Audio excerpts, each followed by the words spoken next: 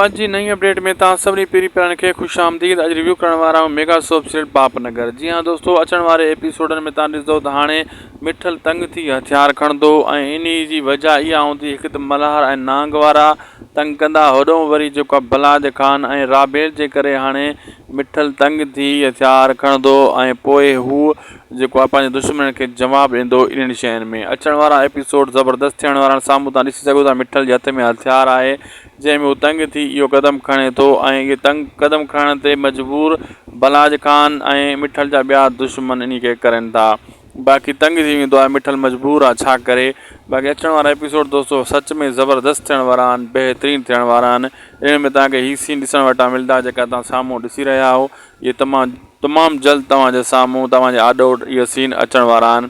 बाक़ी हीअ ड्रामो high level जो आहे दोस्तों, बहितरीनु शूटिंग हली रही आहे अॻिते पापनगर ड्रामे जी, लगातार शूटिंग हली रही आहे पापनगर ड्रामे जी। दोस्तों अॼु जो वीडियो पुॻो पंहिंजी पुॼाणी ते जी अपडेट तव्हांखे सुठी लॻी त शायदि कोसो ब्लॉग यूट्यूब चैनल खे ज़रूरु सब्सक्राइब लाइक शेयर करे छॾींदा। हीअ अव्हां जो चैनल आहे ऐं हिन ते अव्हांखे हर अपडेट बर वक़्तु मिलंदी रहंदी। ऐं लाइक कमेंट शेयर कंदा ऐं फेसबुक खे फॉलो कंदा।